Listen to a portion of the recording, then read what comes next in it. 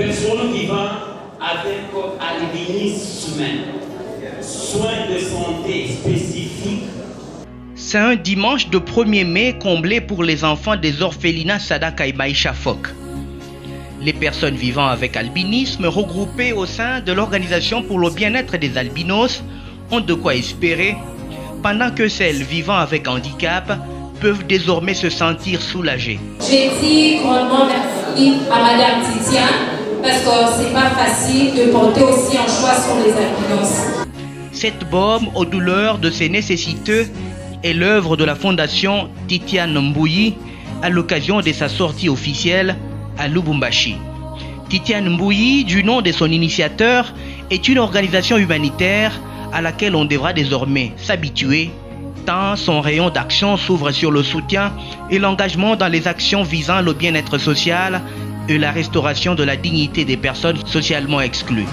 Pour commencer un dimanche chargé, tout débute par un culte à la cathédrale Regina Coeli de l'église catholique libérale située dans la commune de Katuba. De là, le cortège va se rendre tour à tour dans les orphelinats Sadaka et Maïcha Fok pour poser les premiers gestes caritatifs de la Fondation Titiane Mbouyi.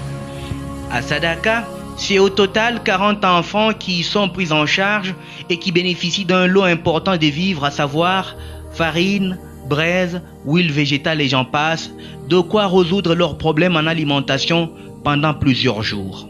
À Maïcha Fok, au quartier Ewabora dans la commune de Kampemba, 67 enfants pour la plupart abandonnés suite au décès et divorce de leurs parents, d'autres encore accusés de sorcellerie font partie de bénéficiaires.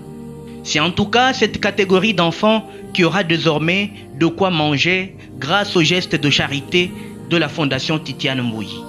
Merci pour tout ce que vous avez amené, que Dieu vous bénisse.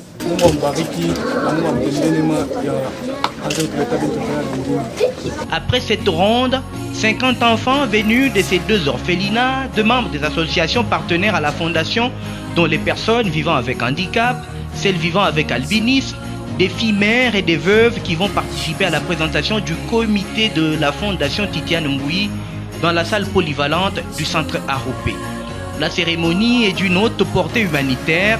Le député national Charles Okoto a pris part à l'activité, apportant un message de paix entre les différentes communautés vivant au Katanga.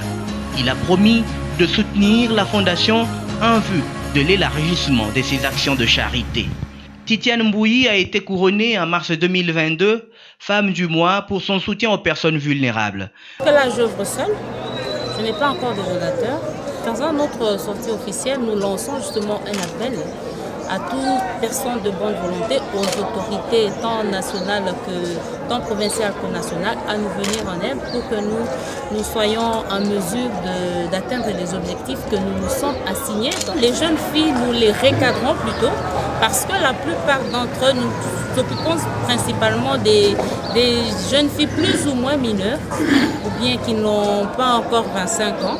Parce que c'est celles qui présentent beaucoup de difficultés, ayant abandonné leurs études. Nous leur apprenons, par exemple, à cette catégorie, des métiers, tresser, coiffer, tricoter, coudre. Voilà, c'est comme ça que nous avons encadré les filles mères, par exemple. Quant aux autres, la plupart d'entre eux, je vous dis que les albinos sont instruits. Et j'ai constaté que ce sont des personnes très intelligentes. Je ne sais pas si vous l'avez déjà remarqué vous aussi. Elles sont très intelligentes, donc elles n'ont pas besoin de formation parce qu'elles s'auto-forment.